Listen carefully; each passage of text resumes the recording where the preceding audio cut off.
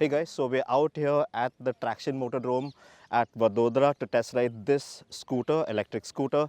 This is the Mihos from Joy e-bike, the Vadodara based manufacturer that's been around in the country for a little over 3 years now.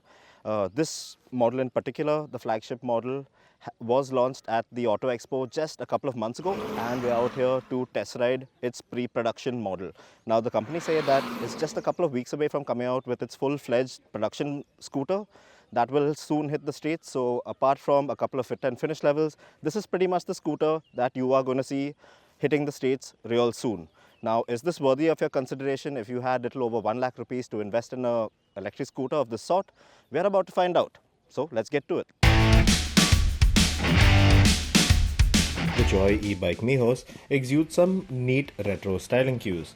It's got very old school Vespa Lambretta vibes with its round headlamp, the curvy and simplistic panels all around, the chrome mirrors and that spacious bench seat. However, elements like the TFT display, the 12-inch wheels and LED lighting lend a touch of modernity to it all. The wheels come wrapped with 90 by 90 tires, which offer a good amount of grip considering this vehicle's stature. The suspension includes a telescopic fork up front and a monoshock at the rear, while the scooter gets disc brakes at both ends. Joy e-bike is offering a decent list of features with the Mihos electric scooter. These include a simple 4.3-inch color TFT screen that displays information like range, speed, state of charge, ride modes, and more. It also gets Bluetooth connectivity along with turn-by-turn navigation.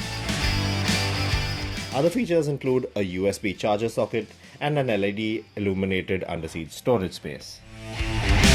Alright, so although the Mihos has a decent amount of features, well, one of the USPs of this particular scooter has to be the construction of its plastic panels. So, yep, the company have told us that this scooter in particular, well, its panels are built of PDCPD, which stands for polydicyclopentadiene. Well, basically, it's a relatively strong compound of plastic, and it's built to take a good amount of pounding. But then again, once you actually come to think of it, how often are you actually planning on dropping the scooter?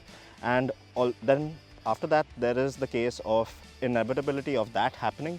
Well, the paint is going to get ruined. Although your plastic panels might remain in the same shape, well, your scooter is not going to look all that great with the scratches to your paint and stuff. So how exactly important is this a feature to have on a scooter? Well, that's up to you to decide. But from my understanding, it doesn't make a lot of sense.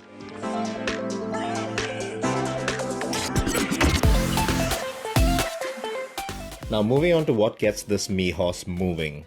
Powering the C-scooter is a 1.5 kilowatt hub-mounted electric motor that produces around 250 Nm of peak torque.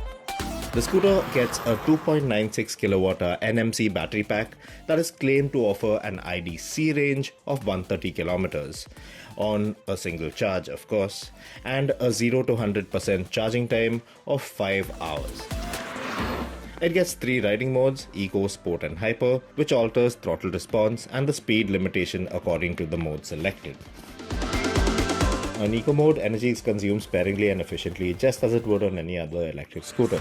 The top speed out here is limited to 35 kmph, and the scooter is said to be capable of running a maximum of 102 kilometers on a single charge out in the real world, say the company. But that claim is yet to be verified. Sports mode is marginally livelier, and the scooter here can achieve a top speed of 45 km per hour. However, hyper mode, well, that's where I'd usually keep this one at, because the top speed goes up to an indicator 63 km per hour, and to be honest, this is the only mode where the scooter doesn't feel downright boring or lethargic to ride. But as you'd expect, in this mode the only trade-off is that range is almost halved. The Mihos doesn't come with the conventional reverse function like other electric scooters out there, and what it gets is a reversed assist feature. So when you waddle back when you're astride the scooter, well, the motor will gently assist you on your way. So it's a very easy, the Mihos, a nice and easy scooter to manage, nice and light, flickable. But yes, it's a pre-production model, and then in terms of handling, as you can see, it does scrape a bit. So it doesn't take a lot to get the side stand scraping, unfortunately. So definitely some work to be done there by the company. So In terms of ride, well, nice and plush ride.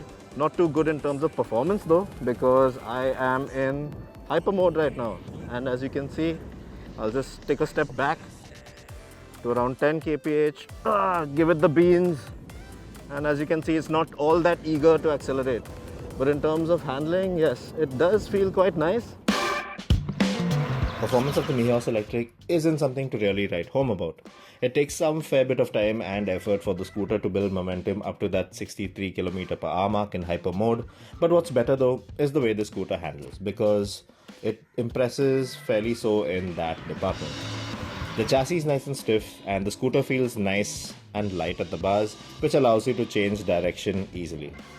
It tips into corners without much effort, and you can stick to your line very comfortably and nicely. As far as ride quality goes, well, the go-kart track that we tested the scooter on was in good shape, so the jury's still out on that one. However, the brakes at both ends could offer a better bite and be less noisy in their way of function.